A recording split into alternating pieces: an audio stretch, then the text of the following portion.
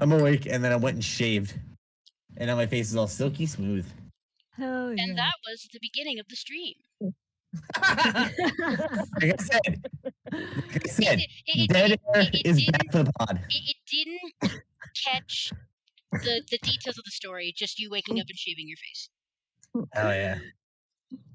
Well, we should probably give context. So I need to... I still need...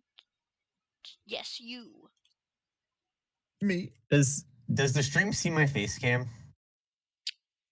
It doesn't right now because I'm fucking around the bot channel. But when I first opened it, it was because I had the whole thing maximized. I think it'll be real funny because I'm gonna mute my mic while I'm gonna mute my mic while other people are going so I can watch hockey and cheer in the background. So I just think it'll be real funny, just silently, just me in the background going. Yeah, man. Yeah. Make it look like I'm cheering for what's happening in the story. What position is Pittsburgh in right now? Not good. I think we're seventh. We're seventh in our conference.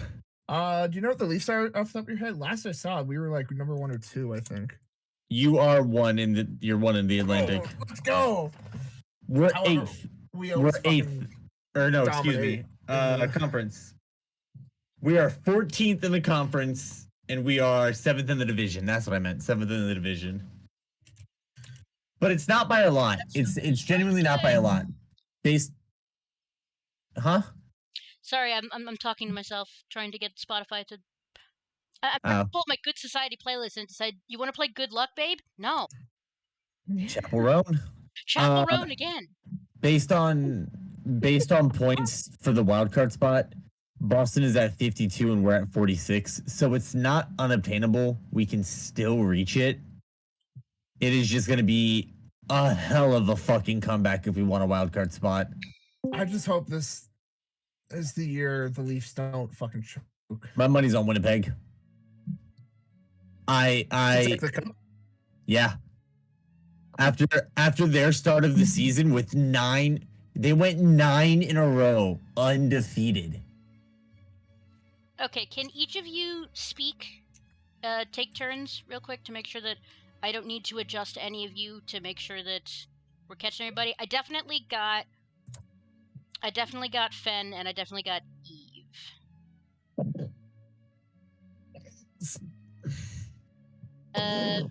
Steph, can you say something? Hello. Okay. Are we gonna harmonize? Civ, say words. Words. Yes. Yes. And I have key at maximum volume, so let's hope that's good enough. Here's I'm sorry. hoping. That literally that was sounds all fine. I could say for the moment because I just threw out nasty in my throat. And you asked for me, and it's like, crap. So, Fen, just for your notes, I am capturing, like, the whole call this time rather than just a little sidebar of the call. Meaning there's just gonna be A, we'll catch both of your face cams. B, there's gonna be a little square in the corner that says watch stream to put on hockey, but I'm not gonna have the hockey in the corner because I think my PC will melt. So, I don't care. I just wanted to know if my face cam was there because, like I said, I thought it'd be real funny to just see me in the corner going. yeah. As much as possible, I'm gonna try and look at the things I need for the game on my phone so that I can, like, keep it full screened, but I'm not gonna stress that much about it. I'm going to be looking at you guys for the majority because I have my spreadsheet over here. Sorry, I didn't mean to interrupt. Now, speaking of, I was gonna say, spreadsheet hard do on mobile. Speaking of, okay, so, housekeeping before we begin. I made a boo-boo last session that I need to remedy. Dusty. I have briefly talked to Civ about this. But Civ, I've changed my mind on how I'm going to handle this boo-boo. Which is, Civ should not have been allowed to kill their husband without expending any resources. Ex-husband. Okay. I am a demon. When me and Civ originally discussed the idea, one of the letters they were going to receive was them getting the news that their husband had died. And because they were expending one of their letters at the epistolary phase, that was all kosher. During the session, they had 2 other ideas for what their other letters were going to be, and I didn't want to step in and be like, no, this whole plan that you already made with other players, you can't do that. You have to use one of your letters for the more boring thing. Technically, the way to remedy this would be for a Civ to spend a resolve token, but a resolve token is so much of a more powerful resource than an epistolary phase letter. I didn't say anything at the time, therefore it goes by. My general rule is, if a fuck up happens and we don't catch it in the moment, that's what happened. It stands. It stands. However, I want to, because I realized that I had stated something in a way that was slightly confusing. When I say that you need to expend a resolve token, hell yeah, soda. How much caffeine have you had? It doesn't matter. Mountain Dew. Good choice. Sorry, I didn't mean. I was showing Eve. I wanted Eve to pick. I didn't want to interrupt anybody else. I can't just look at your excited face and not react. But so the way that resolve tokens work is that anytime your character is anytime you as a player are causing something in the game to change that your specific character does not have control over, you must spend a resolve token unless everyone else in the game is like, yeah, cool, that's yeah, sure, that's cool, and or it is a suggestion that does not benefit anyone in particular.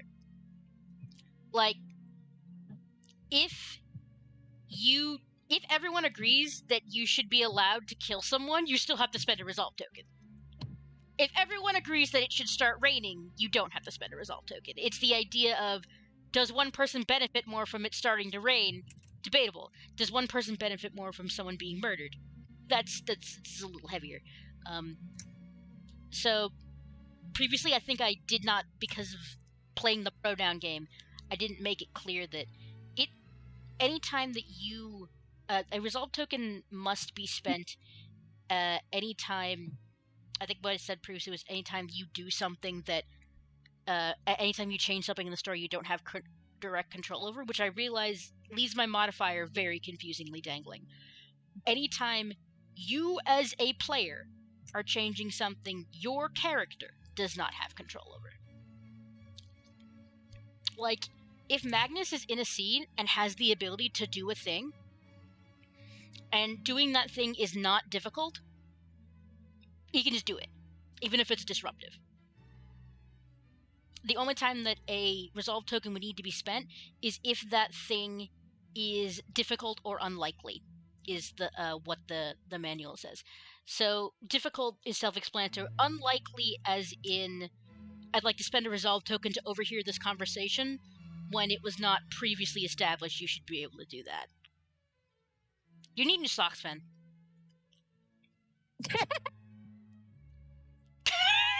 I can see you talking, but I can't hear you. Yeah, you muted your mic. That's off. That's good. That means I'm not paying attention. They're in good condition. They are in good condition. I just fucking ripped a hole in this one because I am angry. Anky. Wait, what happened to the It got stuck under the tire of my chair, and I wanted to rip it out. I almost said stroller. If you take it for a stroll, is it not a stroller? Oh. I Good point. suppose, but Thinking emoji.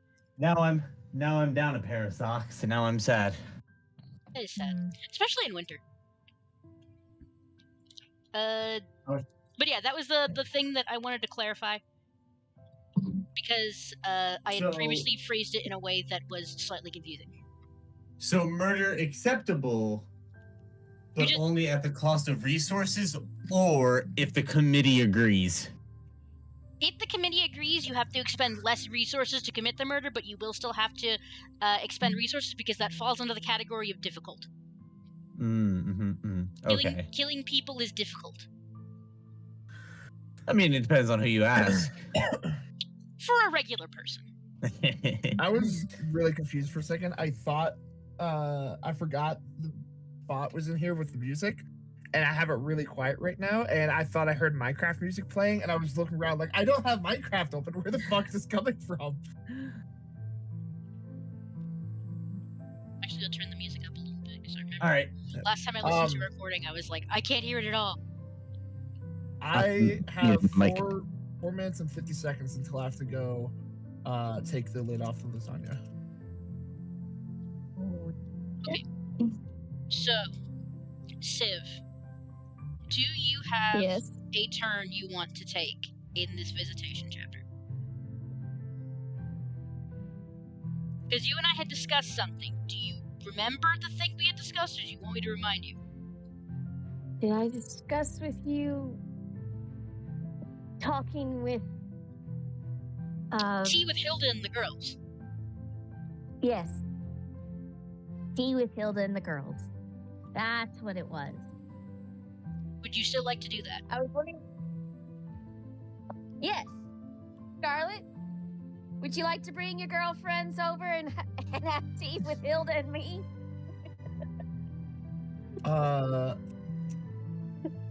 Yes, absolutely. There's no way Scarlett's gonna miss a chance to hang out with this fucking queen after her show of force at the dance at the party. Whatever the hell it's I called. feel like Abigail is also immediately on board with that. Like, excuse me, I need to know everything about this woman.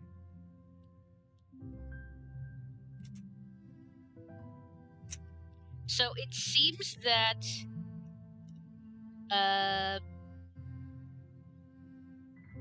in this scene we have a conflict of players. Because Key plays both Hilda and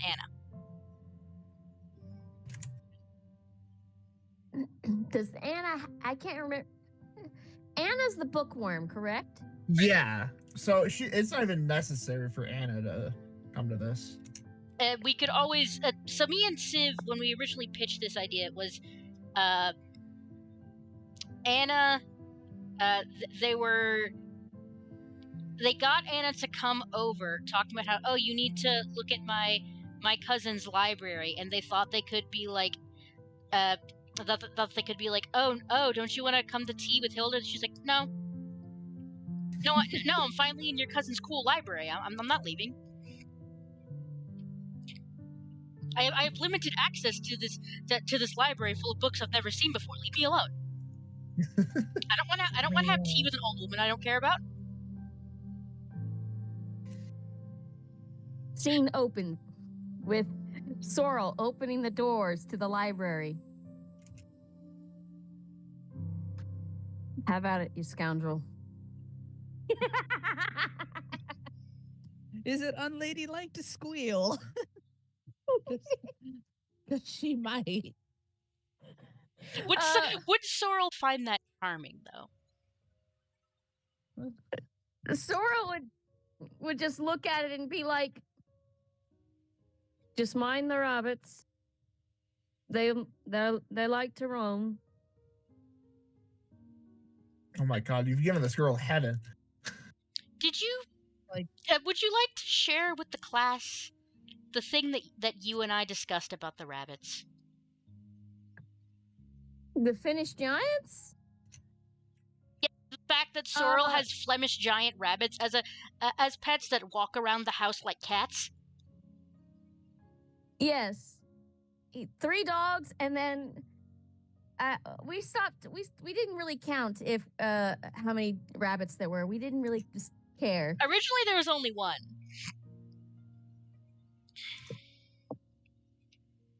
Well, I think that's a sad number. I'm saying that originally there was only one. There can be as many rabbits as you want, but I feel like since we're talking about Flemish giants, I feel like 3 is the maximum that is, like, acceptable for your house to not be full of rabbit shit. I have servant.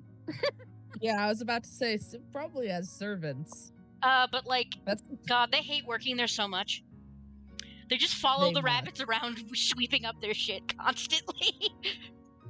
at least Estrella takes her dog outside to go to the bathroom. Y'all make it sound like they'll shit just anywhere. You can litter train a rabbit. I know, I'm teasing. They're not like guinea pigs who are just constant poop machines. I'll be back. I just gotta take the lid off real quick, but I'm gonna be gone again 20 minutes after that. Go take your lid off of your lasagna. Lasagna. I could not get the word lasagna off my tongue there. So I'm taking a medicine that's giving me dry mouth, which means that some letters just aren't happening tonight. But so Anna's burrowed in the library. I should take some folic acid. I think I have some. I think I have prescription folic acid. But as Anna is burrowed down in the library, perhaps one of the rabbits just comes and lays down at her feet, like, "This is good. This is fine." Or just hops on her lap. Yeah, I'm and just then saying. so when Sorrel pokes in layers, like, "Would you like to have tea with Hilda?" She's like has a large rabbit in her lap and a book. "No, but thank you for offering." I'm back. He'd be more like, would you like tea with the rest of us? No, thank you very much, sir. I'm Scritch Scritch. Scritch Scritch the bunny. I'm quite pleased where I am. I may have made a mistake, cousin. I'm not sure if we're ever gonna get her out of there. What can I say? Rabbits are very therapeutic. I imagine that Abigail is still in the other room. Probably entertaining Hilda, yeah. Because she's, like, all in on this woman. Mm-hmm. Okay, She is very, I must learn all I can from you. it's, like, slowly leading in to her personal space the longer that Hilda talks, until like she has a moment of realizing I am much too close to this woman and has to, like, snap herself back into her seat. Or Hilda notices and just, like, picks up her cape and just, like, puts it on her chest and gently pushes her back.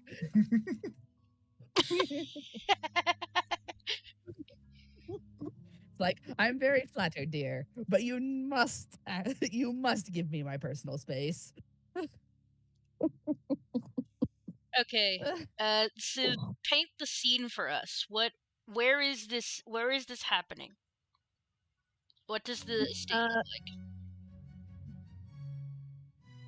So we are out on what some would call the back veranda. What others call it? Philip. Huh? Philip. What? Continue. Dumb jokes. Don't worry, me and Steph just had a brain blast moment and communicated telepathically. Continue. I'm like, what? Philip, what? It'll be in quotes for you to appreciate later. Okay. I guess I can accept that. There's just a nice wide rectangled table on the patio area. Many little treats. 3 different sets of tea carts. Because apparently 2 people just can't agree on tea, so there has to be separate teapots.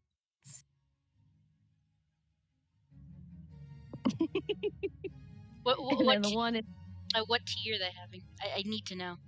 Since you're a tea enthusiast, I need to know what thematic tea you've chosen.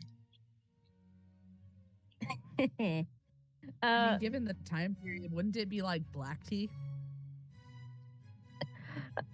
we're running it loose with this. Okay. Rule of fun. The girls have fruit tea, which is mainly just a lighter tea, white tea with, of course, fruit in it. Hilda is having a very black spiced tea. And Sorrel is having a rather red toned tea.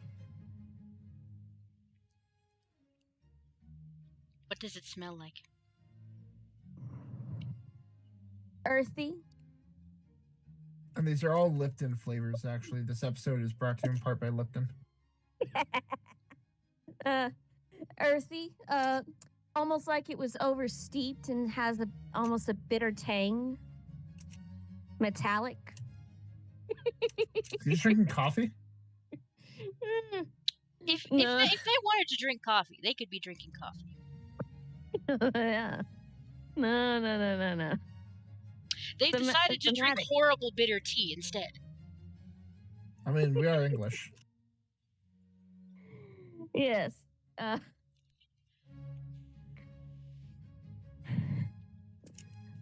So, Sorrel turns to Hilda and says, I received a letter recently. Scarlett and I spoke of it earlier. My ex is dead. Takes a sip of tea.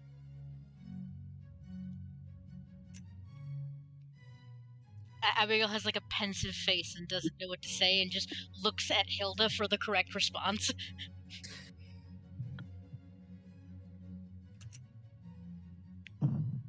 Hilda is like the strangest thing with Hilda is that like Hilda just has like this mask of neutrality. The most that they get is like a slightly raised eyebrow, and she's just like, well, did he now?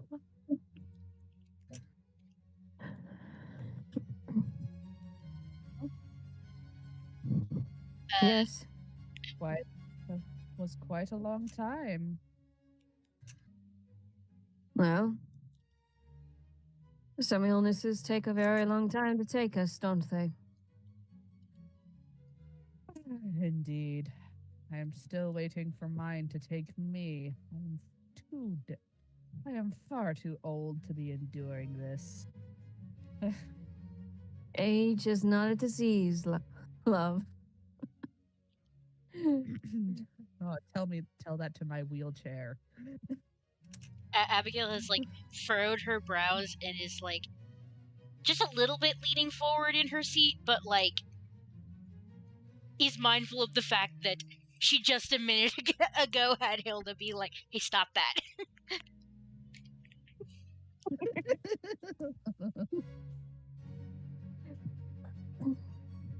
You tell it to your wheelchair. You had me fix the damn wheels one day. I don't without anyone else's help. Just to make me understand the mechanics of it. And what was the reason? Please remind me. Why was it so important I had to know?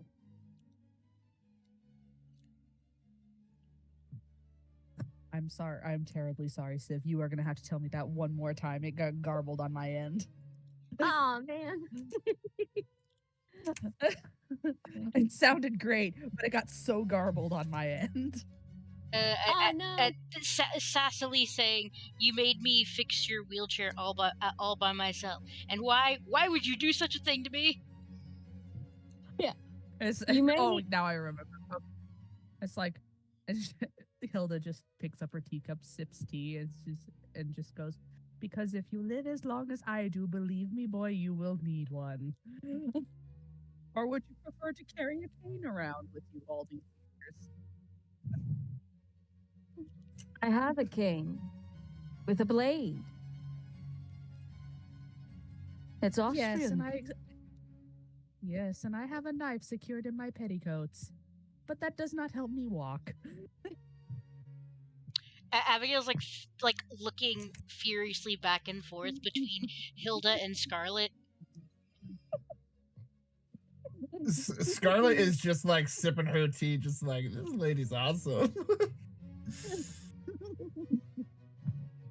I've told you so many times, technology's gotten much more advanced. You can hide a gun that's very small. It would get much farther.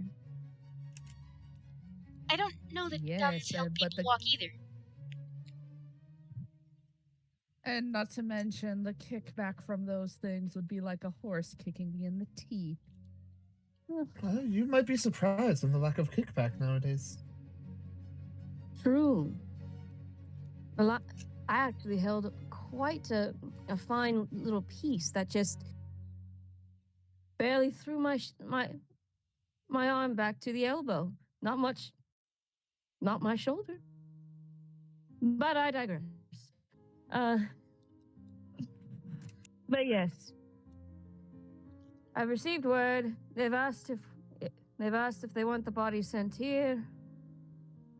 I've said no. Send it back. Send it to the family. So there will not be any funerals. Well, I should hope so. I certainly didn't hope you expected my attendance. Breathe, darling, breathe. That actually wasn't Hilda. That was my dogs coming to smother me. The timing was perfect. That's fine. Please kiss puppies for just me. kind of clears her throat. I don't think France would very much appreciate me coming along as well. Oh, but Right. of course not. They'd have a firing squad ready. Of course, if I went, they'd have to find me. Abigail looks at Sorrel over her teacup and says, "I don't know I've ever seen this side of you."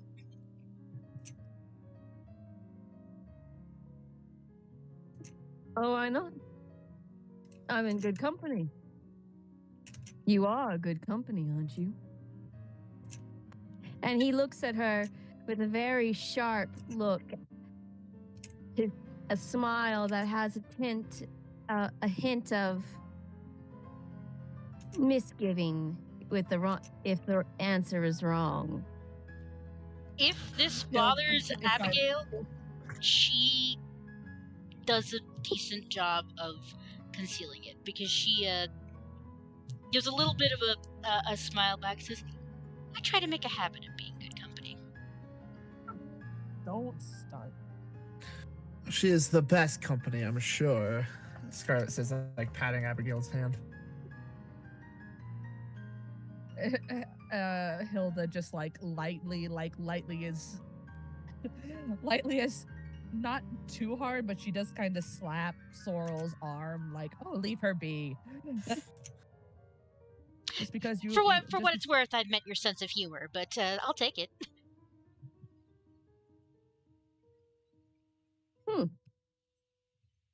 I've never been one for humor. I've never been one known for humor. Now, talking back. Yes.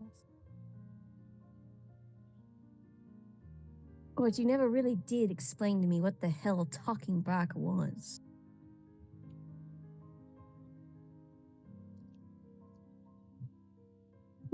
Is it not just the same as having a conversation, but with a different intent? Anything is back talk with the right inflection. I like to think there's an art Or, to the back or talk. the right attitude.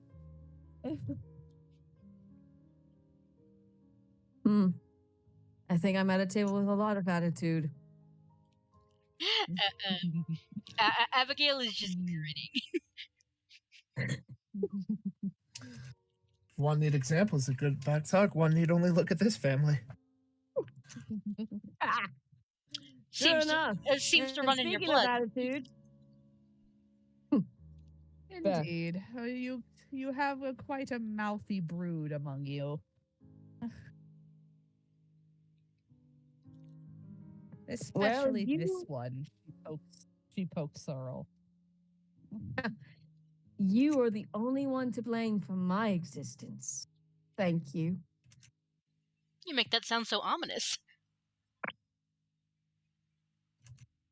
What a Oh, mother's it's just for. because he fully means it to be so.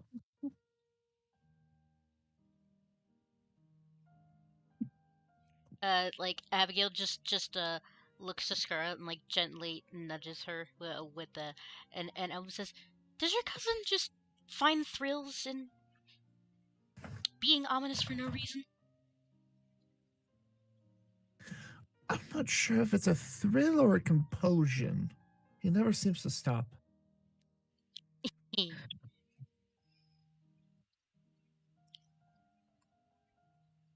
Blame your grandmother.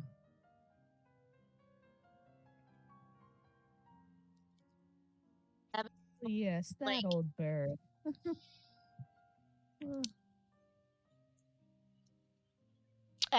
Abigail is like, you can see in her eyes that she's zeroed in on the conversation again.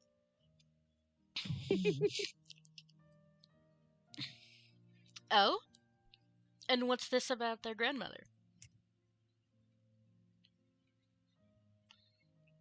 Scarlett, Would you like to tell this story? Sorrel? I thought it was more your story to tell. I mean, after all. Yes, but I. Wait, Scarlett, did your parents never tell you? Tell me what? With all this runaround, how is anyone supposed to know what anyone's talking about?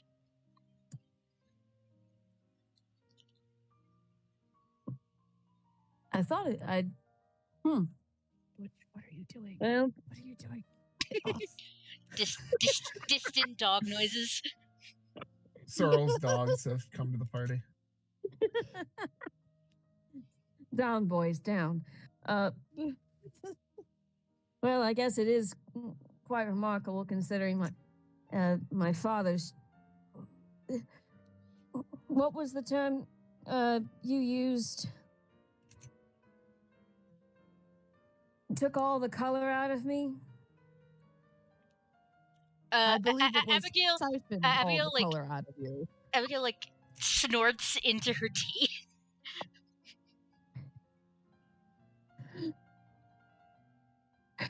Scarlett, Hilda was the surrogate for my father's, and is by technicality my mother and your grandmother.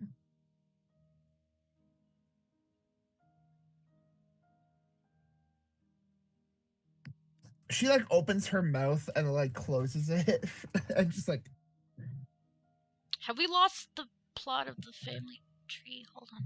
Wait, how many children did Hilda birth? What do you mean? Hilda only had Sorrel. I'm very confused at how this. wait. It might just be because it's 11 p.m. at night, but how is this family tree working? It's working by more of the by the lineage section, not the actual section. Wait, how would that make her Scarlett's grandmother? Yeah, that's what I'm saying.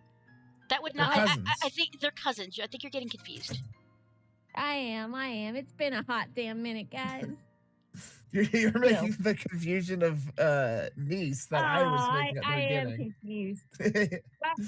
Yeah, because originally it was niece, and then you realized the math didn't turn out. But then I Yeah. kept calling her the niece. And it's infected you. It has. Uh, Okay, okay. That's all I need clarification on. Continue. Yeah, no, so aunt. Yeah, she's my aunt. She's your aunt. Yeah. Okay. right, aunt. Whatever. Great aunt, Uh, I guess. No, just aunt. Cousins. Oh, But yeah. yeah. It's late. My brain is small. No, I don't believe I was ever informed of this. When I'm not sure if you recall, but I was quite young when my mother and father decided to join the convert. There wasn't much time for family at that point. Too busy spreading the good word. Fair enough. Abigail is Very rolling her eyes as loudly as is humanly possible. I'm pretty sure I'd already entered military school by that point as well. Well then, she turns to Hilda. It is lovely to meet you, Aunt.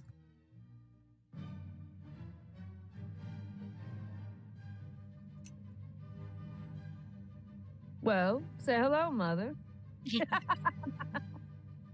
It's not their first time meeting. Yes, It's just yes, Yeah. yes. Hello, dear. What an interesting family you've got going on, Scarlett. Oh, if only you even met my parents. Lords. Lord have mercy if you had met them. Oh, Of course, please, they friendly, would no never doubt. have survived. Oh, how can you say that? I'm pretty sure they would have brought the Lord's mercy with them. They were friendly, no doubt, just perhaps too friendly for their own good. Naive, Scarlett. That's certainly one way to put it.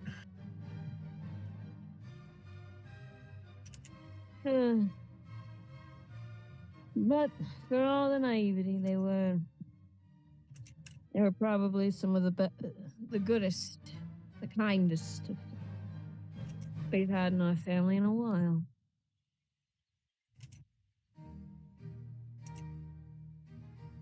And in their defense, they'd already come from a very, very long line of less than stellar lords. Is joining the church not a pretty common thing to do in such a situation? Oh yes, but these were, some might say, almost zealot-like. Not quite, but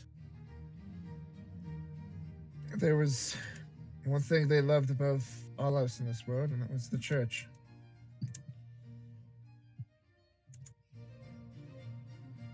Certainly. Not enough. They didn't put enough time in for family, much less fun. Oh, certainly no time for fun. No, and you have taken to plenty time with that. How goes the party planning for the little house by the sea? Well, I think it will be quite a hit. I intend to invite the newer lady in town, the Russian, Morgan, I believe her name is. Oh, I would love to see her dance again.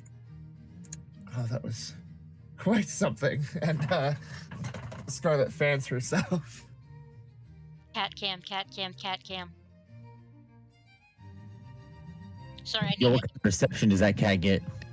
I needed to comment on the cat or I was gonna die.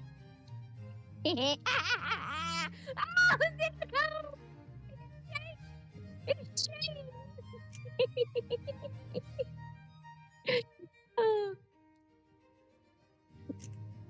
Scarlett, Scoop some ice cream right on his head. don't live up to your name now. Oh, even if I did, you wouldn't even know it.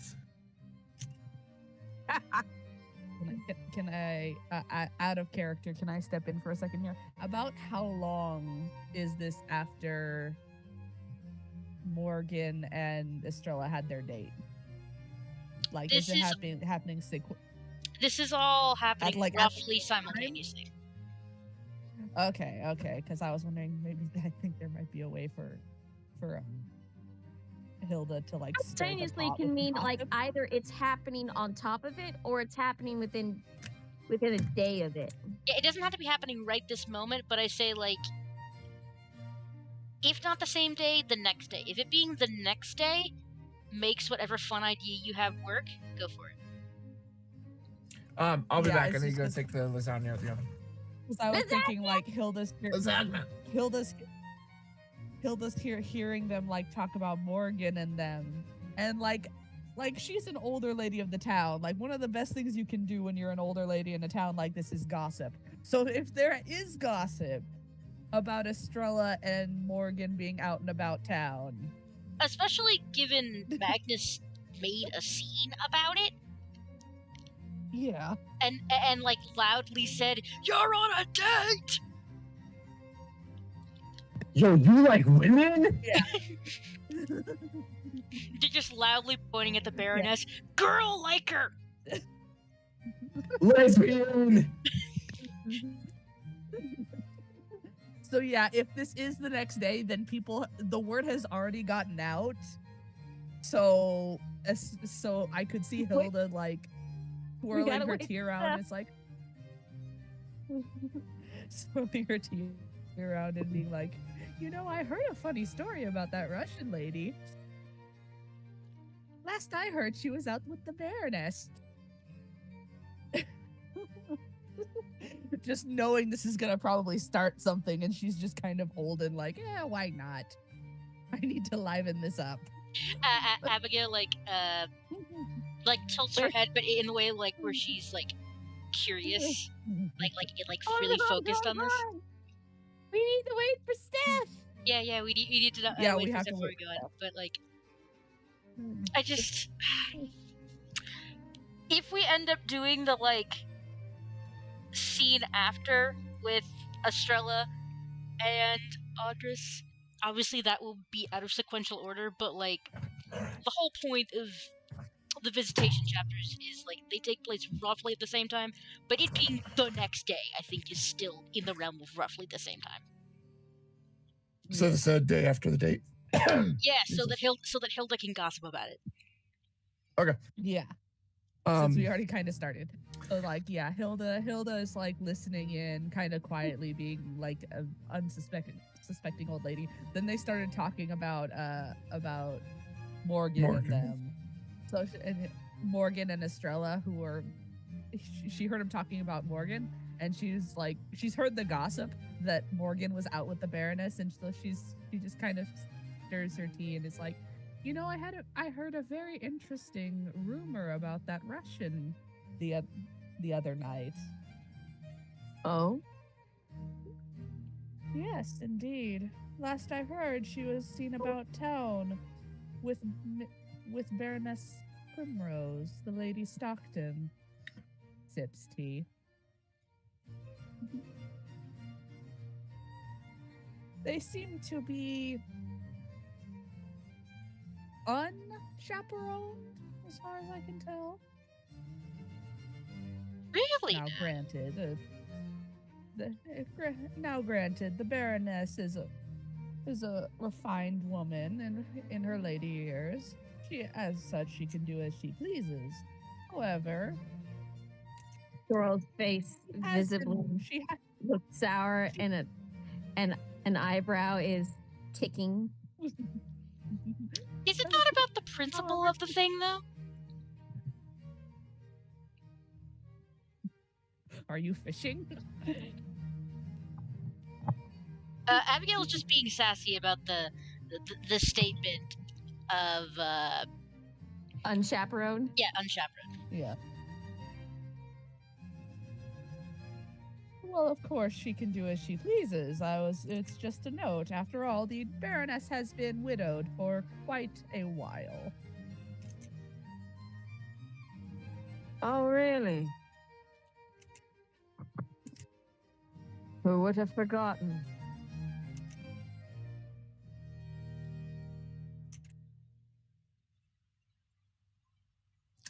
And like Abigail like is fluctuating between like delight at involvement in this new gossip and like absorbing the like incredibly bad vibes coming from Sorrel. Yeah, like Scarlett is like trying to like shoot her a look like this is not the shit for us to get into.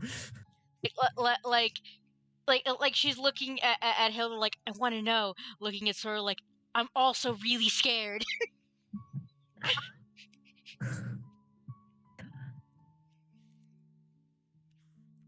So she just sort of settles Wait. on saying, "Well, Wait, why would you know about something like that? Estrella is Ella's not like that. How would that have gotten out so quickly? Oh, sorry. By the way, I just gotta I gotta let you know. Discord crapped out on my computer. I do not know why, so I had to transfer to my phone. So there was a hot minute where I couldn't hear. shit happens." Okay, It's all but right. yeah. So Hilda just says, "Well, in truth, I don't know how it happened, other than that uh, it involved some strange man yelling in a cafe nearby that Estrella frequents." Strange man. Now that's a Good way to story. describe him.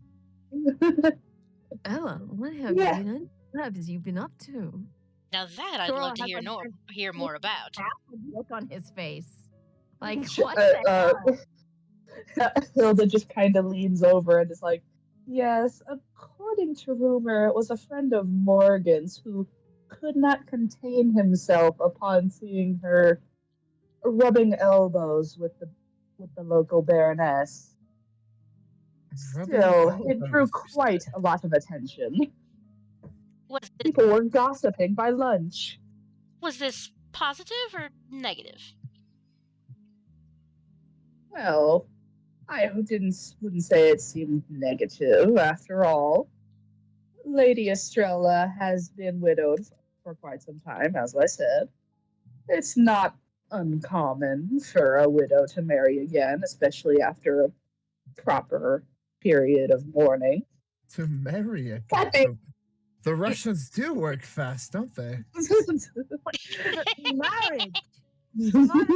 Mother, now you're just trying to push your own agenda. Well, I don't know what else to say, Sorrel. After all, I would not imagine that Estrella would be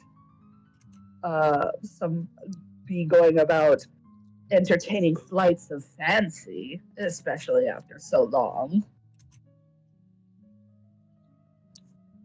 Is it possible that this Russian woman wasn't quite aware of the message that was being sent until the message was sent, as it were? Oh, that is entirely possible, true, but even if the Russian didn't, Estrella certainly must have at least understood what her position. Ella would have known. God, Ella would have known. But would the Russian have understood what it meant for... I mean, she's Russian. Do they not do things completely differently over there? Yes, though to be fair, I hear that they're more blunt about it. So I suppose the Russians' feelings are known to Estrella only at this point. Oh, they are quite blunt about things. My parents once took a pilgrimage there and took me along. I don't remember much about it, but I do certainly remember lots of raised voices. Yes, they tend to be very vocal and very to the point. Well, it sounds like, if nothing else, this will be entertaining to watch unfold. Oh, Indeed, certainly. entertaining indeed. You should probably invite this friend of hers as well. Sorrel now has this sly look to his face. Now that sounds like a party. Oh yes. What else? No. The fun couldn't be had from having a couple of very loud, very robust Russians in the ballroom. Oh, She looks. Oh, Hilda looks like she's about to just like pass out. It's like, oh dear God, it's gonna get so loud. I'm too old for this. oh, worry not, dear aunts. We will make sure this is somewhere else where the noise won't get too loud. Down by my beach house. Yes, you young things have fun. And remember, keep Audrus, whatever, off the list.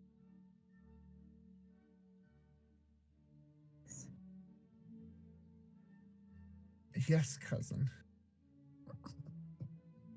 Hilda just like she's not looking directly at Sorrel, but she is looking out of the corner of her eye, and her eyebrow is slightly raised. But she does not. But she just takes her teacup and brings it to her lips and sips. Whenever Scarlett says like, "Yes, cousin, I won't invite him," she looks over at Abigail with a look like, "I'm gonna fucking invite him." like the two of them make eye contact, and like there is barely even a change in facial expression, and the message is immediately communicate. Like, so you're fucking lying, right? Oh, of course I'm lying. Of course I'm The lying. mischievous glint in the eye. I was told exactly how to make drama. Do you think I'm going to be told, hey, don't do this? It's gonna make drama. Oh hell yeah, drama. Oh, here's the thing: like Abigail is bigger on the drama itself. Scarlett is just like fun. Yeah. Just not just like tea Sorrel, parties are Hilda, not usually her knowing thing, just because like exactly they're what kind of he's slow. done. Yeah, Hilda's just looking at this is like, this is not my mess to clean up. Deal with it. Hilda is just not my circus, not my monkeys. Whereas Sorrel's like, that's right, monkey. It's that meme I posted in the server the other day. Unfortunately, this is my circus, and that, god damn it, that's my monkey. No. You say it in exasperation.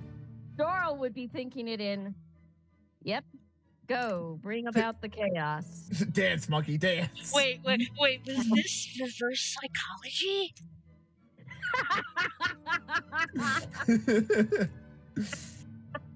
Oh, Dusty, yes. It's late. Sorrel definitely knows Scarlett is a creature of resistance at this point. She was like already probably gonna invite him. It's like, oh, I can't. Oh, now he's like VIP. I wasn't sure whether or not that was a. Sorrel actually doesn't want Audrus there, but if Scarlett decides to do it anyway out of defiance, oh well, that's not gonna end well for that kid. Now Sorrel said it very specifically. He says, do not invite Audrus whatever. He did not say do not invite the young Lord Stockton or whatever his French name is. Winkler. Or Weefler. Because in both of the letters. Yeah, you're just making fun of the fact that they're just making fun of the fact he signed with two different names. That's right. He's making fun of the fact, but he's also giving her a way to get around him. He said Audrus. He just didn't say what Audrus. I'll be back. I'm gonna go get my lasagna. Go eat lasagna. Nom, Me nom, too. nom. Be full of pasta. Enjoy. This truly set up what our next event phase is gonna be, huh? I think it'd be real funny if Morgan gets the invite and then just declines because, meh, she doesn't feel like going to a party today. Morgan, no! But then, like, she hears that Estrella might be going. Oh. I feel like it's that would be not the even a ultimate. That'd be the ultimate drama, though. Not just getting invited to this party and then just not showing up because they don't feel like it. Not because like, oh, I'm sick or oh, I have other commitment. Just, nah, I don't want to go. Fair enough. That would Fair. be drama. God, that's. I'm absolutely she gonna not go. But would she still not go if Magnus went? I feel like you can have both here, Fen. You can have her literally tell tell them, meh, I don't feel like it, and then show up late and be like, I got bored. I could have it both ways. That would be interesting. And be like, my night was boring enough. I was willing to give this boring party a shot. I got tired of drinking at home. That's so funny. How many pairs of Fen's underpants will we see in this session? I'm done with my underwear. I'm on to pants now. I just wear boxer briefs. Like I'm not. Underpants. I'll show people my underpants. I don't care. Hey, if we call underwear underpants, why don't we call pants outer pants? Because Upper it's pants. usually referred to as underwear because you're wearing it under clothes. There are outer pants that would go over actual pants because of like cold weather. Yeah. That's true. That's true. There are outer pants Okay, that but exist. the fact that they're called underpants, why are they not called upper pants? Well, Above pants. outside of Captain Do not bring Underpants, up long pants, Dusty. long johns. Outside of like Captain Underpants, I've never heard the term underpants used outside of like middle school. And I don't mean that's like an insulting thing. No, Yeah, I yeah. said it specifically because it's a silly word. What is? Underpants. We're talking about Fenn's underwear. We're talking about Underwear. how we were watching Fen fold their underwear while we were doing the scene. Yeah, Yeah. I don't care. Morgan's just taking care of her laundry.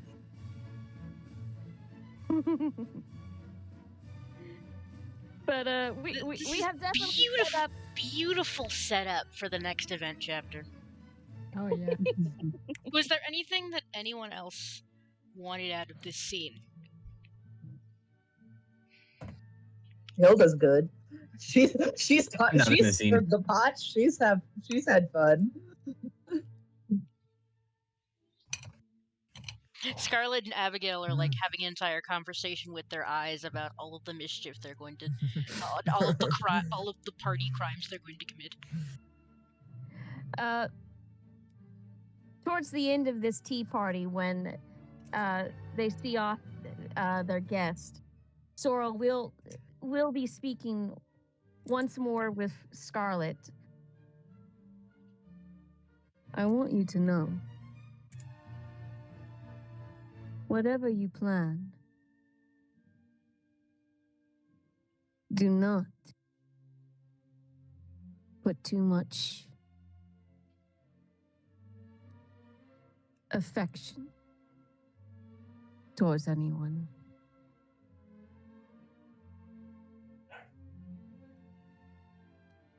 The dog agrees.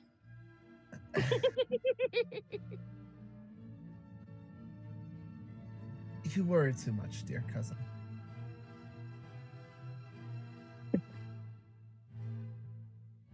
You may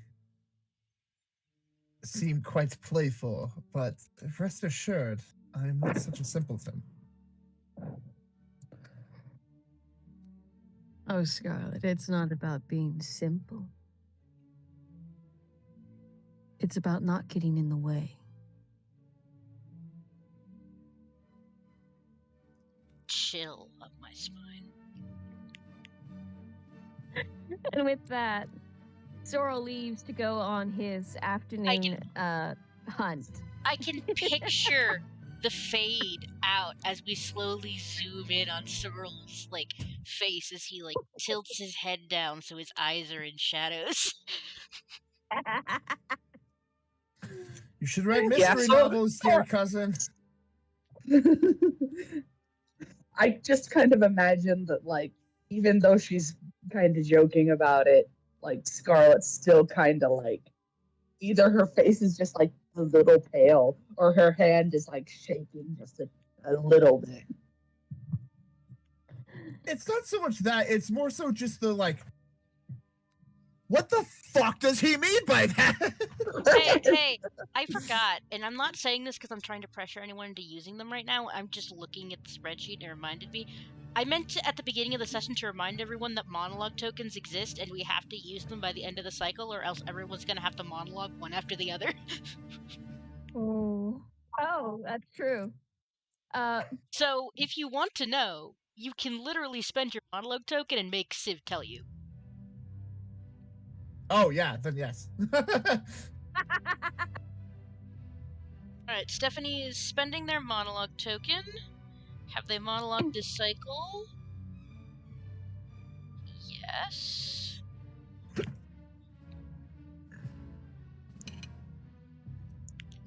Okay. You're allowed to be as vague as you want, but you have to be truthful, Civ. Monologue Sorrel's inner feelings. This is non-diegetic. Meaning it is not happening in reality. It is... This is in character, but out of universe. I just want to be sure. What is it that you are hoping for me to monologue for you this night, Scarlett? Just anything more alluding to this getting in the way, like getting in the way of what? I'm trying to figure out how I can answer this so you don't literally have to spell it out, but like just like what are his like further using pronouns, I guess. What are his further thoughts on that? They're not required to answer your question, they're just required to tell monologue what they are thinking in this moment. So they can be as vague as you want, but you can ask a question and see where it goes for sure. If Civ feels like if they answer their question that will ruin everything, they can just not do that as long as they don't lie in their monologue. Well, Scarlett's party will certainly be quite a rancor if we bring in Russians, especially one who can't hold his tongue, and one who seems to be wandering close to Stockton. I wonder if Estrella is finding a second chance with Primroses. All in her own name now. What the hell does she want out of this damned child? He calls himself one name. She calls him another. I'll have to see if anything's been officialized or if it's just all by word of mouth. She should know better. She knows so much better. You're better than him. God, why? She always knew so much better, so why? Why would she have never said anything before?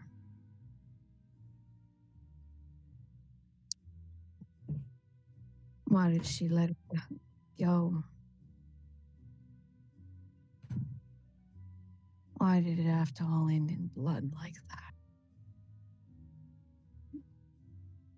And scene. Okay.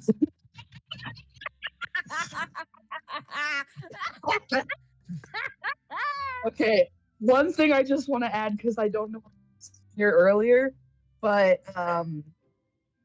Estrella's estate, like her title and everything, that's in her name. That was never her husband's. Yeah, you mentioned But that. other than that, yeah. She's the one with the title. Either way, Really has still, the that best- was great. Family title. But I mean, it's Yeah. a family title. She could, Yeah. it could still reference her trying to live Oh, up I to thought that the, title. I thought the pronoun game Yeah. was. I thought the pronoun game was referring to Audrus there, not the. Well, But Civ playing the pronoun game means it's unclear who any of this Yeah. is about. to be fair, there was a little Yeah. bit of both going on in there, at least from Also- what I know. Civ, I love how an impulsive choice I made as a player to be sassy has so deeply fucked Sorrel up. Oh yeah, yeah. He's just focused on what the fuck is this thing? Why Am the I hell going is to fucking, or have you just taken in a kid and just said whatever? Meanwhile, like I like non-diegetically, like I'm just talking about in general. It's just kind of like, oh yeah, like I did take in this kid, but I don't know if this kid wants my name. And she literally just the like case of I'm not gonna push this on him. literally the actual answer is he does not mind the concept of being a Stockton, but he wants to keep his last name because he is the last of his living line. Because he Yeah. disowns his aunt, and the idea of his aunt being the last Winkler of the family fills him with immense anger and dread, which is why he has not taken her last name. It's entirely due to his emotional attachment to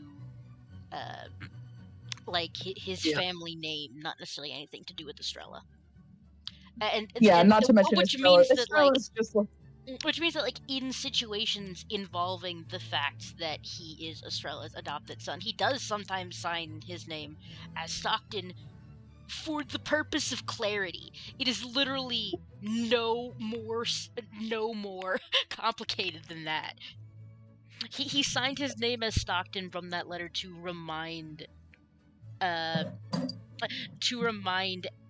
anyone who picked it up, because Audrus is convinced that the letter was going to be opened, that he is in line for the barony. He is Estrella. Yeah. That he is in line for the barony. He's not just some kid. Also, I would like to just step in here and like sprinkle some stuff in, especially given in line with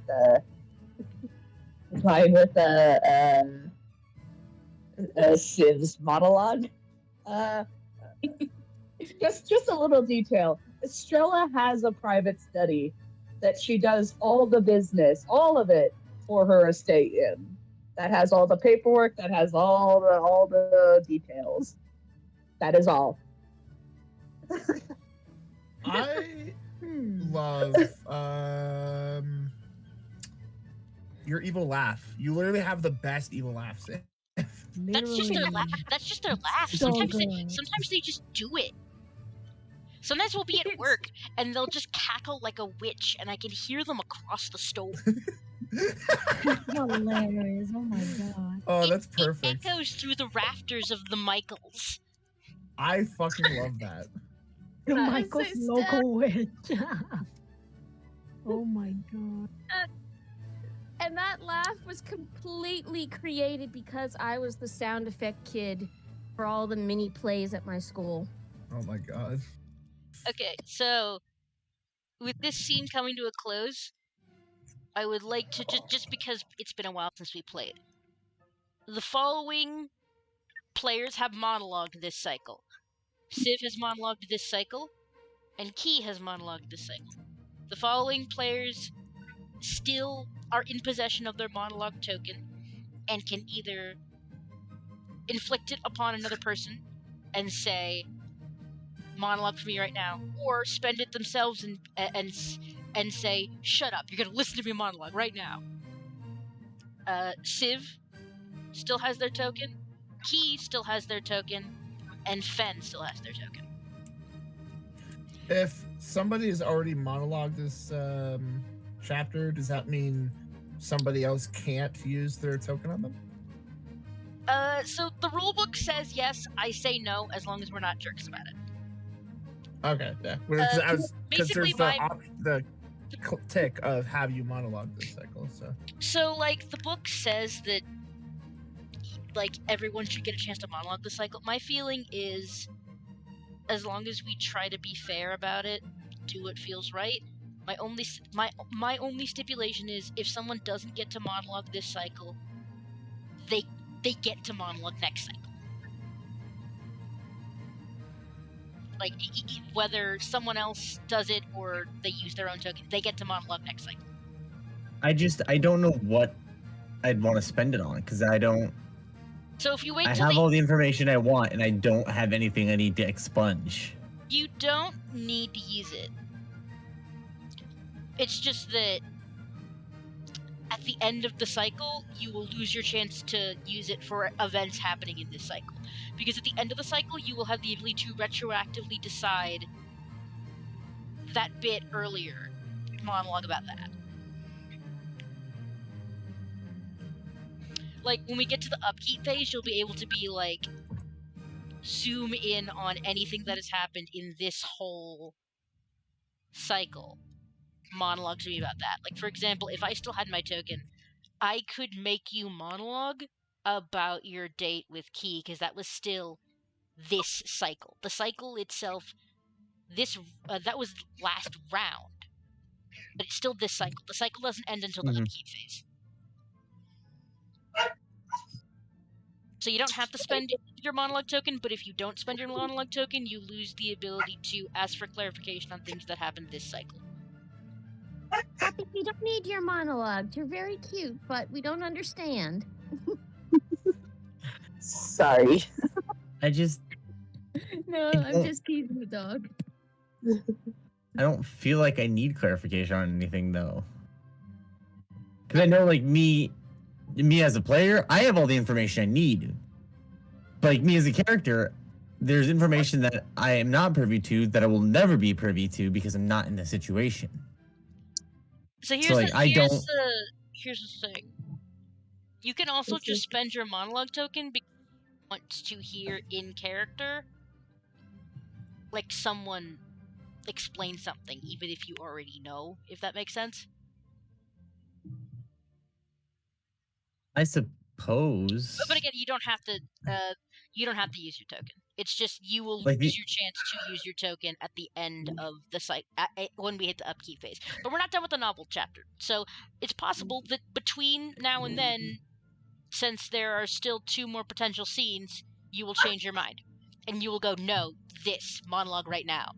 If Key or Steph do some ominous shit in their scenes. I suppose. Ooh, fight! Damn. I suppose. Fight! Right after he said that, the timing was perfect. But yeah, you don't have to use your token. It's just you lose your chance to. You will get a new token back at the beginning of the next cycle. Like, your token doesn't go away. It's just you can't save them. You only get 1. You can't have 2. You can't save them up and then use 2 next cycle. Is the only stipulation.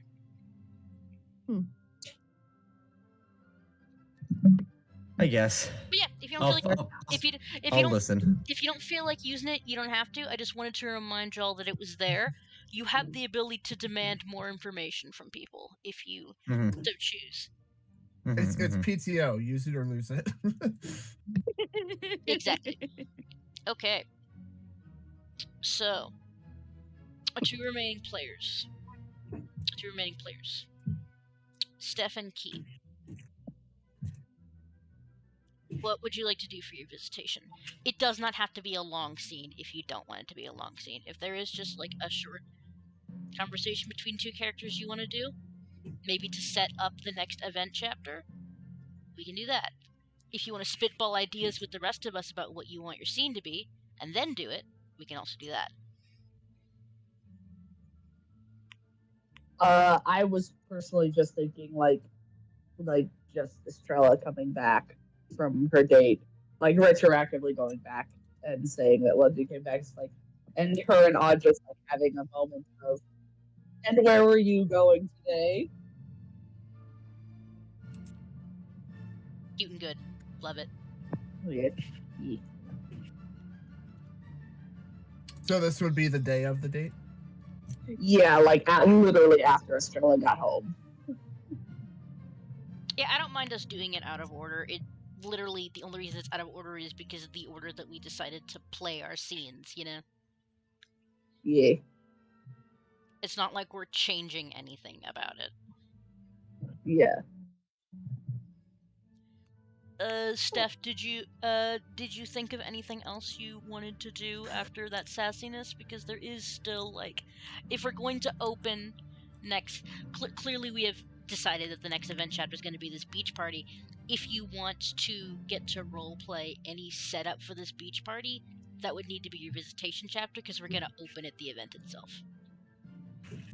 I don't think so. I don't know if there's anything necessary. I'll think about it still during this scene, though. How about my suggestion is having a possible scene with Audrus on giving him the invitation. Ooh, that could be spicy. Yeah, that I was also thinking.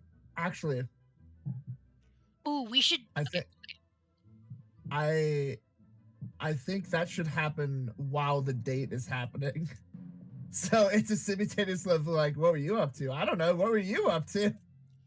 Oh, that. Oh wait, okay. So the idea being, Hilda heard that gossip that happened literally hours ago, but Estrella didn't go home immediately. Meaning, Scarlett goes to the estate to give the invitation to Audrus. Estrella is not home yet and is still out with Morrigan. People are already gossiping. Hilda already knows because she hears all the good gossip. Because the thing with Magnus happened in the morning, and maybe they stay out until evening, you know? Yeah. Not to mention, Hilda just doesn't have a whole lot to do. So really all she does is has to have time for gossip. And gossip travels. Especially among old ladies. Especially among old ladies. I love this sequence of events because it means that we are actually once again playing them in chronological order. Okay. Because my scene does actually come first. My scene does come first because Estrella peeks in and was gonna tell him goodbye. I'm headed out. I'm gonna go hang out with Morgan, and she sees him like having fun with Jasper, and she's like, "I'll let them be," and she leaves. Then she goes. Then your scene. We go with Morgan. Beautiful. Oh yeah. I forgot you were having a school lesson. Yeah. Totally forgot about that. That's been sequestered under a blanket. Where like, Audrus was gently prying information from Jasper about his barony, and kind of trying to wiggle closer to him. And generally just two teenage boys being cute. Yeah. And Daniel both being a fun teacher and Loki being like, and now kiss.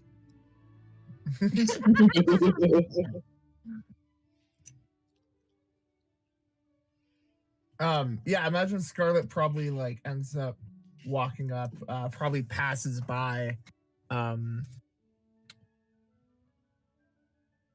Jacob and or Jasper. Wait, no, yeah, Jacob, right? So No. Jacob is the character that Fenn plays. Jasper is the character that Civ plays, who is the Baron. He's the sweet comic relief. I'm trying to find the teacher on this list. That is Daniel. Daniel, there he is. Okay, so it was Daniel and Jasper, right? Daniel and Jasper were in Audrus's scene, but this took place at the estate, so it can just be Audrus and Scarlett in this scene if you would like it to be. Well, no, what I'm saying is she probably just like ended up coming up and just passed them, just like, oh, hello, like, as she walks up as they're leaving, kind of thing, for a timeline sake is what I'm saying. Oh yeah.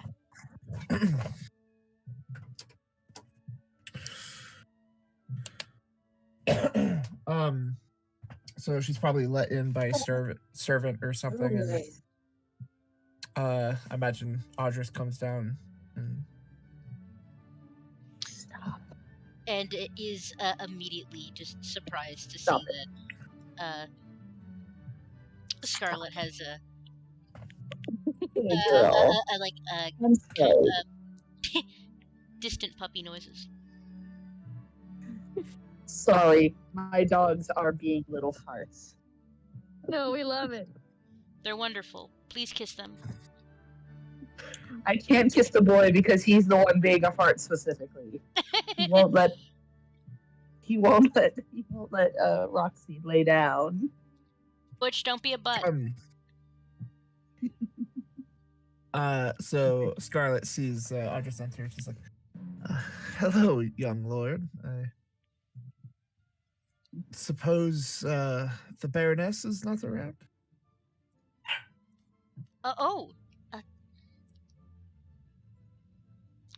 Sorry, I'm fucking blanking on Scarlett's last name, and I'm Palmer. sorry, like desperately scrolling through the document to find it. Okay. Lady Palmer. Yes, it seems that Baroness Primrose slipped out while I was in one of my lessons. I apologize. Were you looking for her? No. In fact, I've come for you, my lord. Audrus like blushes immediately. As we were discussing the other night, it's your, what is it called? I almost said coming out. I mean, kinda. That's what it was. It was his formal introduction. Yeah, I It's think introduction, right. introduction is the. Yeah. I mean, he given Audrus was openly stating. It is both his introduction and his statement of being down to court with boys as well. So in a way, it is his coming out. As we discussed the other night at your introduction, it is quite silly for us to have to pay the price of our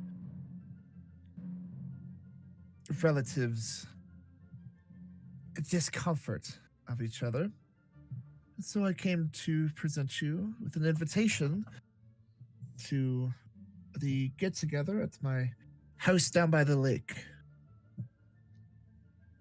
Oh.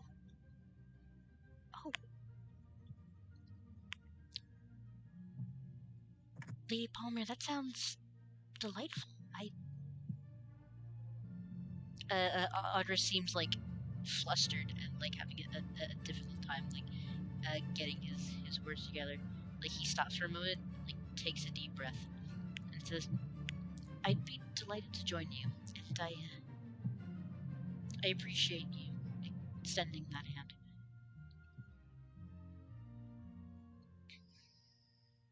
Well, this will not be an introduction party, so don't expect anything too formal, we'll say.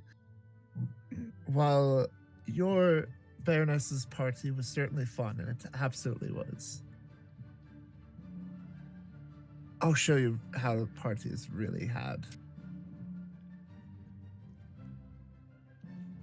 Audrus just kind of laughs a little bit. He says, "I wasn't born in this position, you know. Trust me." Say that again? He says, "I wasn't born in this position. I'm sure the rumors talk about it all the time. I know how to party." Oh. The Lord has a cheeky side to him. When it suits. Well, we shall see if you can talk the talk and walk the walk, as they say. Well, I hope It I will can be keep happening. It will be happening the Saturday the next. Now that you have been presented, I do hope there won't be any conflicts with the Baroness over this. No, Baroness Estrella has I had a discussion with her. She has no issues with the two of us spending time together. She simply has no interest in spending time with your cousin, which seems a perfectly reasonable condition to me. Oh, some days I don't blame her. Such as family, isn't it? Oh, family can certainly be a fickle thing. Trust me. I see she left her dogs. I imagine that like. So let's weave this in. I'm using the scene. Estrella does have a little dog. He's a good boy though. I feel like he wouldn't bark. Charles just like Unless he knows like Estrella isn't there, and he's just like, I want attention. Someone in this big house, come give me attention. I mean, that's what that dog's barking about. So insert Charles into the scene. He just wanders down and be like, "My mom's not home. Andres, pay attention to me." Andres just like I'm sorry. Andres just leans down and picks up this little terrier and is like holding him under his arm while continuing to have like a normal conversation as if he's not holding like a wiggly fur ball against his side. I mean, that's just what happens when you have small dogs. Yeah. Andres is just don't mind Charles. He's a friendly boy, but he gets a bit out of sorts when the Baroness isn't home. They're bonded quite closely.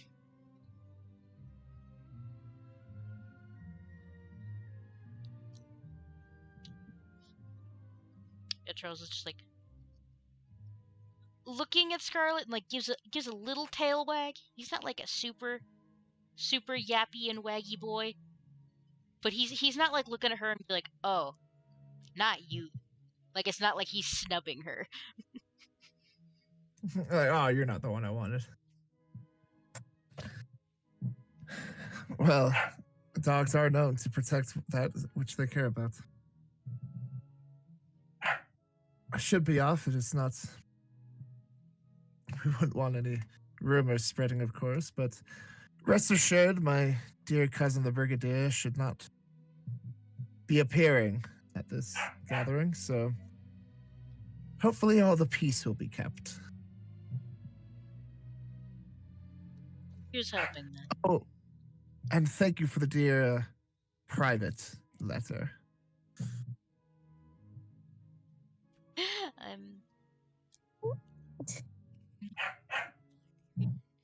You enjoyed it. Audris is like immediately gone from this sort of like where he managed to like find himself to be a little more cheeky and like meet her where she's at to immediately becoming flustered again.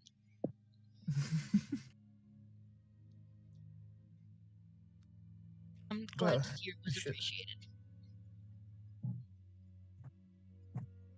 Should be off, but we shall see if you are as fun as you say you are. I look forward to seeing you soon. And Andres like shows her out. I imagine that like there were like servants observing this the whole time, so like this was like this interaction happening was like not socially unacceptable. She probably gives a little pat to Charles as she leaves. Yeah, it's like there were probably servants in the house, so it's like it was entirely above board. So Yeah, I feel like them standing in the foyer having a conversation and then her leaving is not like. yeah, it might like get around like, oh yeah, Miss the lady went and visited Primrose house, but that's probably the extent of it.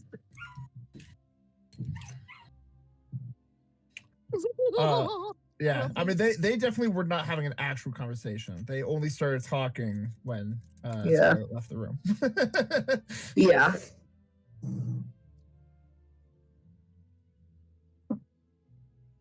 Okay. We love weird tension. Oh wait. Oh, so yeah, no, like they would have talked with the other servants too. That's why Sorrel specifically said don't invite him too. And meanwhile, Scarlett's just like, too late. Like, don't invite that boy. Bet. It's like, okay, from this point on, I won't invite him to that party.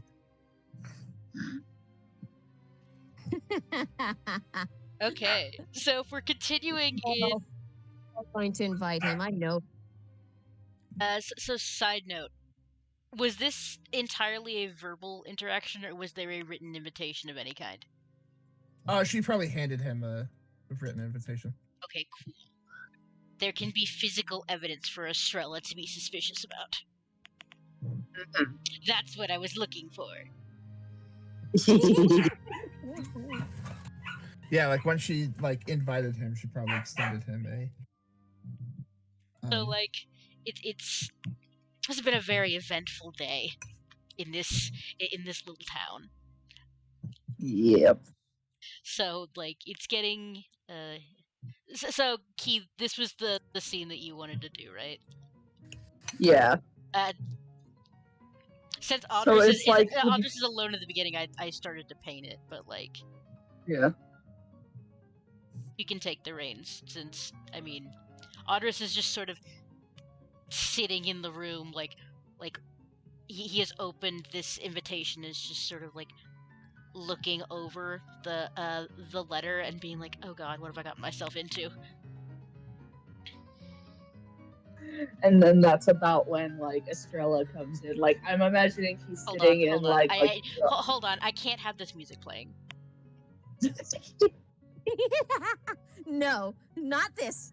Nothing. Nothing. Not this.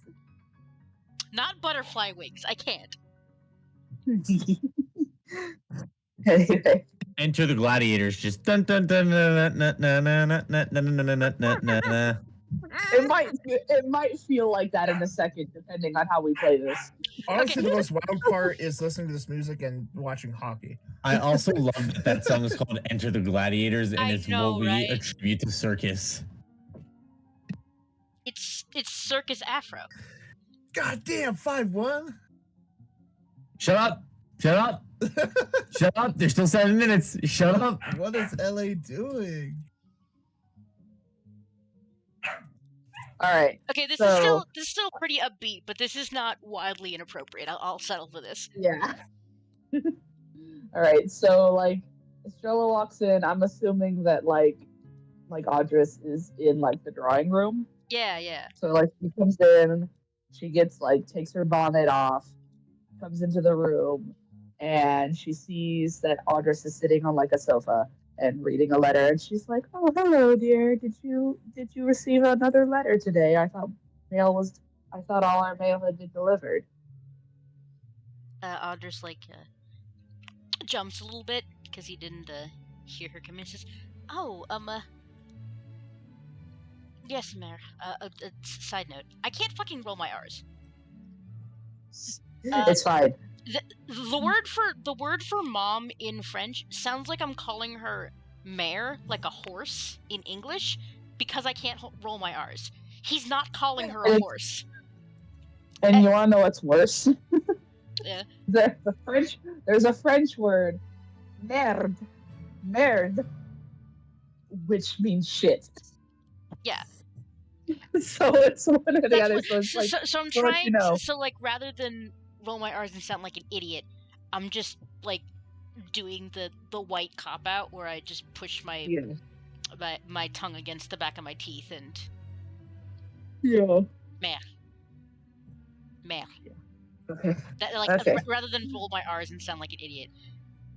Okay. All right, but yeah, so he comes in and like kind of jumps because he didn't hear her come in. Yeah. He's like, "Oh yeah," And he says, trying to like, "Oh, yes, ma'am. So, Lady Palmer came by and delivered it herself." Estrella, like, there's a brief moment where she like where her movement, like as she's taking all her stuff off her and putting down her things and whatnot. Like there's a brief moment where she slows when she hears that, but then she just keeps going. It's like, did she now? Really? What was it for? Seems she's to be hosting a party on the lake in the house she recently inherited. Oh, your first event of the season. Congratulations, dear. Yes, it seems to be a rather different tone than my introduction. I don't quite know if I have the spine for it. Well, at least I'm certain you will do great, dear. Don't worry too much. She comes over to like gently cups his cheek and then brushes his hair. I can't get the music to not be weird.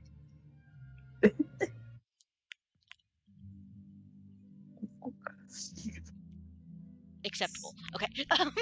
Okay, Sorry, that was acceptable. way too dramatic for that moment. They can't all be winners. Yeah. So, Audris does seem to like noticeably relax at her touch, and he says, "Well, it's nice to know someone believes in me. I want to impress her. I fear I don't know how." Give me 1 second. I need to think about how I'm going to word this because I need to word it very carefully.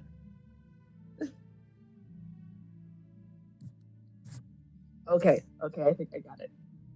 Estrella just sighs and says, whether one impresses others is not entirely in one's own control.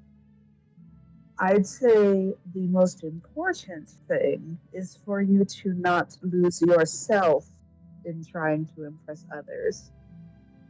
A weak man's character will bend every which way to impress his peers, only to be left entirely misshapen. A strong man's character can weather just about anything. Audris furrows his brow, like genuinely taking that in. Says, "Try. I don't want to lose myself in, well, all this." He kind of just vaguely gestures around to like the big ass room they're in. Yeah, Estrella, and when he says that, she just she nods, like she totally gets it. But you can see that even as she's smiling, there's like a strain. But she just kind of goes, I know. But just know that whatever happens, I am here and I am always in your corner. Thank you, Mayor. It helps. How was your day? I didn't hear you leave. Estrella pinks a little, and then she just kind of, I'm sorry. I let myself out while you were in your lessons. You seem to be having such vigorous discussion. I didn't want to disturb you. I was just out visiting a friend, is all. Oh, yes, Baron Jasper keeps falcons, Mother. You know how I feel about birds. Oh yes, I'm sure his aviary is quite lovely. Perhaps he'll take you to visit it one day. Audris is he's invested in this conversation, but he's not super focused on it. He's folding his letter back up and putting it back in the envelope. And I'm gonna I need a random fucking name. Surely Estrella has friends. Surely Estrella has friends that just aren't important to the plot. that Audrus could be like, Yeah, are you hanging out with random person? You know, like Betty. just yeah, I'd say like Lady Beth or something. I don't know. Lady Miss Beth or Lady Bernice or something like that. John from down the block. John from down the block. Philip, back porch. Philip the back porch. Bring back that fucking Philip, whatever the hell that was. Anyway, so Audrus is just like folding his letter up and like very carefully sliding it back in the envelope so it doesn't get like wrinkled and fucked up. And says, were you headed to the cafe you like again? Did you meet up with Miss Bethany again? Oh, I did go to the cafe, but it wasn't with Miss Beth. It was actually with a newcomer in town. I believe she was at your party, Miss Morgan. Audrus like there's a hot minute. There's a hot minute of both of them just staring at each other. Audrus like has to process that for a second though. There's like a few seconds of like a thoughtful look on his face, and then he looks at her and he says, "That was the Russian woman who danced with you at my introduction, wasn't it?" Yes, that was her. She asked if I would show her around town, and so I did so this morning and into the afternoon. Mom, are you fucking? Audrus is like very like you could see like the longer they make eye contact, his eyebrows like slowly rising, like he's trying very hard to keep composed. But here's the thing: she taught him to keep a composed face, so she can immediately read that he's like, "Oh." Yeah, and like for all like he's known Estrella through, he notices that her cheeks are still pink. Yeah, it's the idea that like to an outsider it looks like no conversation There is has- happening and they're just looking at each other. But like Audrus sort of stands up then, like he sets his letter down on the table and he stands up and he says, "Careful there, Mary, you're getting a bit pink in the cheeks." He just kind of like playfully reaches up and pinches his, and it's like, you're not old enough to be telling me if my cheeks are pink. Like it's like a genuine giggle out of him. He says, Yes. "All day with Lady Morgan."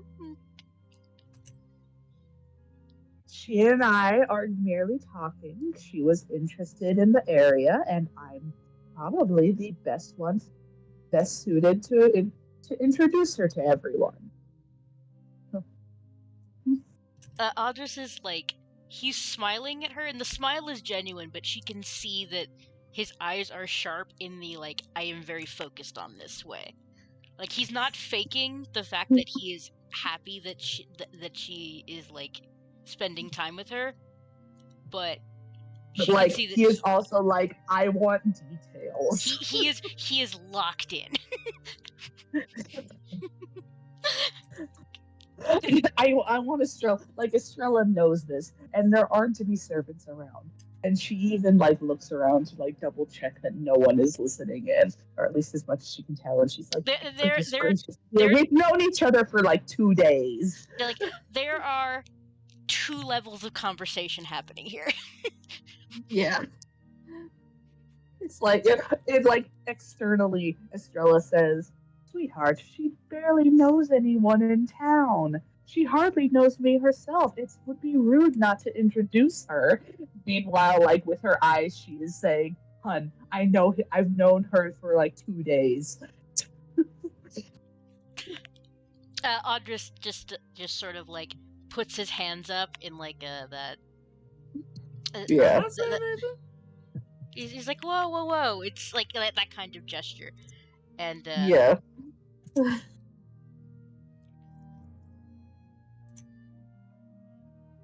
why did my screen change shape suddenly? Fender, stop streaming. I stopped the stream. Okay, I looked away and I looked back and I got really confused. No, it's shaped like a big T. So The tea is very top heavy. I lost my train of thought. It's late.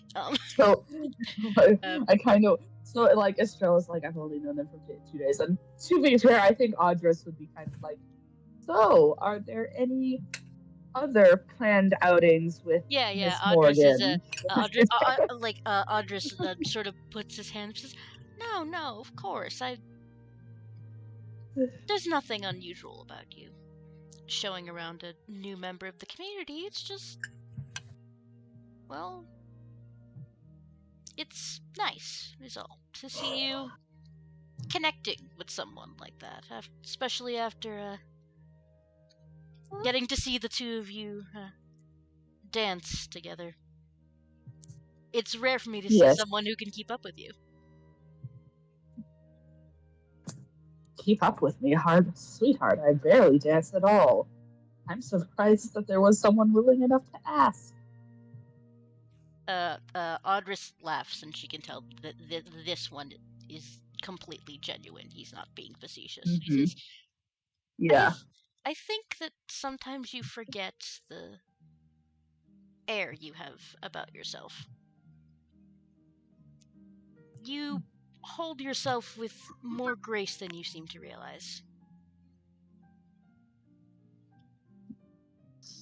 Well, I was bred for it. It's a little hard to shake old habits. Point being,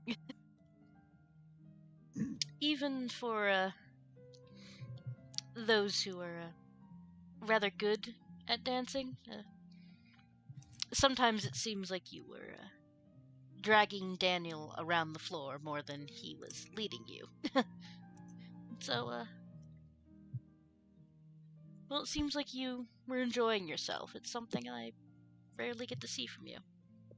It's nice. Estrella, like the pink is gone, but like she's looking like her expression like softens, and it's like it is nice to have some new conversations, especially after I seem to have exhausted all other topics with my other peers. Or they're simply just too young to quite understand what people from my generation prefer to talk about. Audrus rolls his eyes a little bit because he knows that was a jab at him. But he rolls his eyes and he's like, okay, I'll let you have that. Well, to be fair, it wasn't just him, it was also Casper. Yeah. That was more her commentary on the exhaustion of having to hold conversation with someone significantly younger than you. Being like, what do we have in common?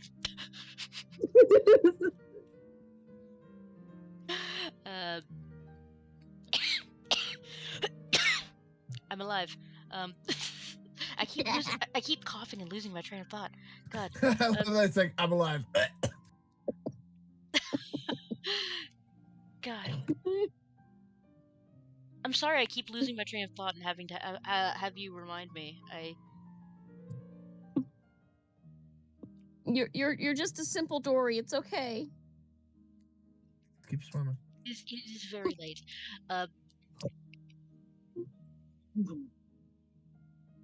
But yeah, they are kind of winding down and being like, well, I hope you have fun at your party. Try to talk to Daniel if you want any advice on what to wear. And then Audrus is like, oh well, if you ever say hi to Miss Morgan if you see her again soon. Maybe try to relax a little so that you lose a little bit of that aristocratic air you tend to have about yourself, but obviously he says that in a significantly more polite way. Yeah, so I remember the thing the thing I was going to say now, which is that she said that she feels like she's exhausted motives of conversation with the people in this town because it's just the same things over and over again. He sort of laughs a little bit and he says, "I suppose her being Russian makes her a different kind of interesting, huh? Something new to make the pot a little more spicy." He like nudges her a little bit. He knows he's being a little shit here. She just gently shoves him, but at the same time, like she's looking like into space, recalling how Morgan's Russian friend just completely went, "You're dating a girl in the middle of a crowd." But she's just like, yes, it is quite a different setting. I must say I've been caught completely off guard on occasion. All teasing aside, should I expect to see more of Lady Morgan? Possibly. I have been thinking of extending her an invitation to dinner soon. Audrey smiles. I think that's a lovely idea.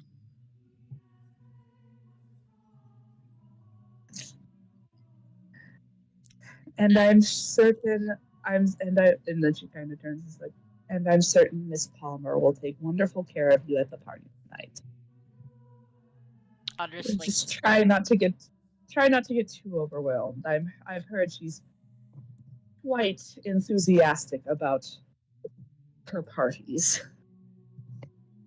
Audrey sort of blushes a little at the way that she phrased that. Like Audrey needs to be taken care of. But she knows that he's stepping into unfamiliar territory. So yeah, she didn't mean it. She didn't mean it. Yeah, like that. She didn't mean it weird, but Andres is sort of focused on the idea of like, oh god, she's a wild party girl, and I feel like she's gonna think I'm a stick in the mud. Because I promise I won't get into any trouble, or at least no more trouble than we're used to. Nice. Estrella like kind of laughs, but it kind of peters off into something dry. And she just kind of says, maybe a little less trouble than we're used to. And then she just kind of shakes it off and goes, anyway, I have to go and see about my schedule from the steward. Not to mention, I do have some work I need to finish taking care of. So I will see you later. What's up, Ben? Can I use my monologue token? Yes. To have out of character. What are Estrella's actual feelings on Morgan? Like, I guess the better way to phrase it would be like, is she receptive to it or not?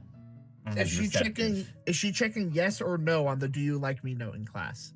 Yes. Yeah. You said out of character, right? Yes, you can tell me out of character. If you want to do it in character, just tell me what your brain is. That's fine too, but out of character is fine. Yeah. It's like you can monologue if you want, but she definitely like is receptive. This is something she is kind of like, okay, I can vibe with this. She doesn't know how far it's planning to go, but she is just kind of like, okay, yeah, we can go with this. She's just like taking it very slowly because, again, widowed. Yeah, the way that I've been reading this is receptive but confused. Yes, she is just like, I am too old to be dating, but all right. That's kind of what I figured, but since I had to use it, I figured. Fair enough. So Okay. like the scene is like winding down. Like she's about to leave. Audrus is like gathering his stuff. Says, God, I had a very very clear plan in my brain. Sorry, I'm taking new medicine. It's making my brain fuzzy. I had a bit and I don't remember my bit. Is it Philip? Not Philip. It was Is he like teasing Estrella as she leaves or something like that? It was a specific quip he was gonna make about work and that I don't remember. And she's like, I think it was it something like Oh, I remember now. is- I remember now. And he says, Mayor, may I have permission to ask you a question? Of course, dear. What is it? So, women, is this new to you, or did I just miss it? in a rare moment of her losing all composure. This. In a rare moment of her losing all composure, Estrella's face just inflames. So, Mom, how long you been gay? like before she could even like respond, he just sees her getting red. He like puts his hands up and says, hey, obviously, I mean, given I had made it quite clear that I am not against courting men. It's not particularly. I'm just surprised that when I told you that it didn't come up, is all. She just kind of like she's like she knows she's so red, so she like pulls out her fan and starts fanning herself to put the color away. But she just simply goes, "I got married." She is just simply like, "I was married at 19 to a man, and I haven't really had time to like revisit the subject." Audrus chuckles and says, "Fair enough." He like heads out of the room, and he sort of like gently nudges her a little bit as he walks past, and says, "Don't take it the wrong way. Like I said, I'm happy to see you happy. Whether that's with a man or a woman, obviously." I know, dear, and much the same to you. And Morgan is quite pretty. She is, in a very robust way. So the muscular types, then. Like he scurries off before she can even like respond to him. She's just like, she watches him go, her fan is raised to like whack him on the arm, but he's already gone. She's just like, okay, and before we close the scene, there's one thing I want to end on. Yes. She goes into her study, she sits at her desk, she pulls out some sheets of paper, and yes, anyone can. I'm just saying this like for the players to know non-diegetically, but your characters might not know. I don't even think us authors knows. But she pulls out the stacks of papers. It's last will and testament, and on the papers detailing all the properties, all the titles, all of it, Nice, everything. Eve. The beneficiary, as she's leafing through it, leafing through this notarized document, she goes to the beneficiaries, and on it, her deceased son's name is crossed out, and in its place is Lord Audrus Wickler. And she just kind of smiles. It's a little sad, it's a little happy, but she just kind of neatly folds up the papers, makes sure they're nice and orderly, puts them back in the folder, and then puts them in her safety deposit box. And then lets out a sigh of relief, as if she's finally like, Okay, everything is going smoothly. Eve playing as Estrella in the background. Ye-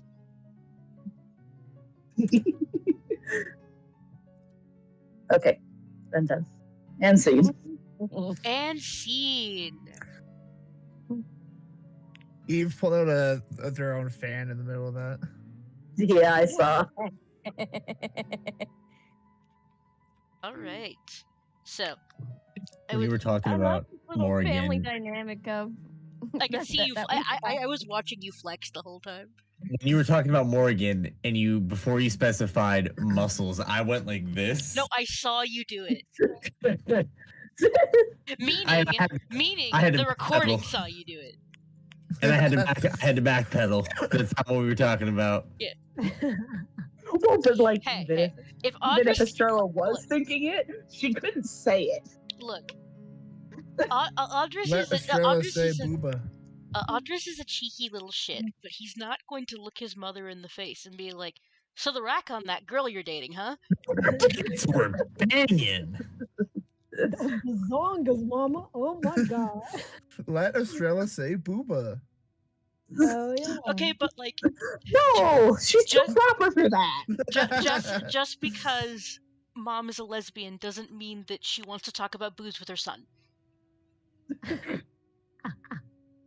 But boobs are great. They are, yeah. but Not the point. yeah. So, son, boobs, huh?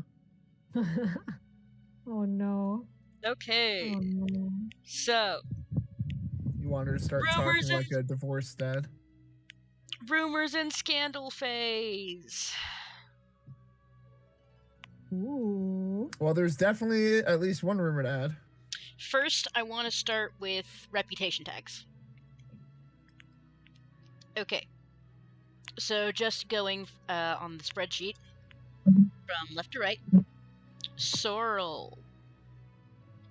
Currently, Sorrel's tags are one positive tag in logical and one negative tag in cold.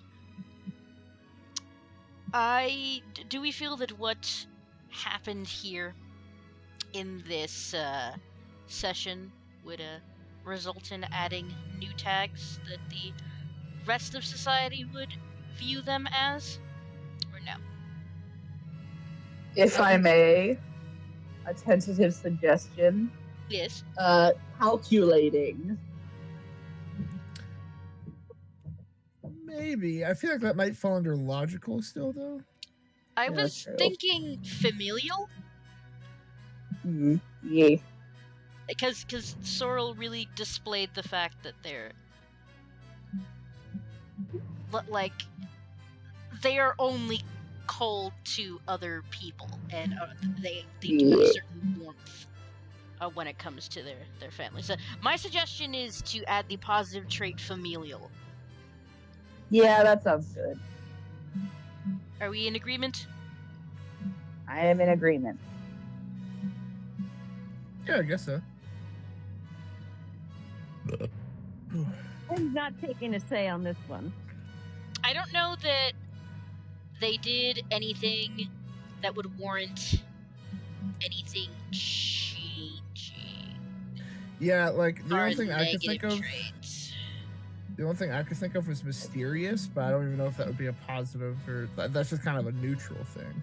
Yeah, that's just a thing that we feel about them right now.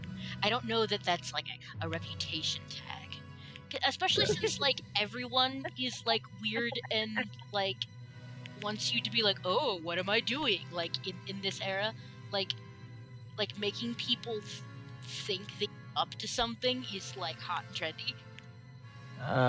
It is 1:30. I work today tomorrow. I need to go to bed at this point. I hate to rush. Okay, so how about this? We call it here. We pick up next time with the epistolary phase again. And we do the reputation phase before the epistolary phase, but I just want to, before we call it, mention that Next time we will open with another epistolary phase. So 2 more letters each. I would say is Got it. pissing is pissing. That's the letters pissing. Yes, Okay, Yes. it's the PP phase. it's the PP phase. I don't even know who to write to. I don't even know if who would write to me. I think you could definitely write to Estrella. I'm gonna write to Estrella, obviously. Yeah, you You don't. could also Scarlett, since you'll be get, or even possibly to Sorrel if Scarlett is going to send an invitation out, for Yeah. the party. Yep. Here's my letter to Sorrel. Get fucked. Signed, Morgan. Oh my god, you can send your sassy letter that you mentioned. Be like, I don't think I feel like coming to your party, and then show up anyway. I could totally do that. I have thoughts that I can make happen at work tomorrow because I'll be probably doing nothing.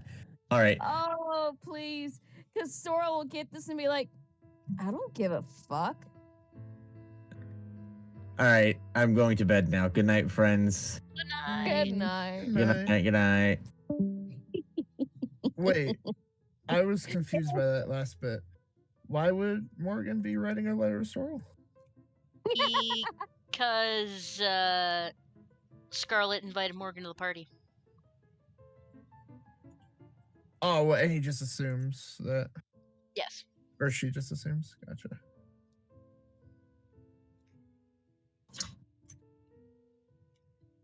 So I feel like we could go ahead and call it here, or we can keep pondering about what letters we want to do, but it depends on more how secretive you want to be and how much you want to put your heads together. Either way, I mean, like, all I've got is, like, I'm probably going to be sending a letter to Morgan, but, like, off the top of my head, I can't think of anything else. I have ideas. Okay. Yeah, so I'm at the very least going to call the stream here. Bye, stream. End session 3.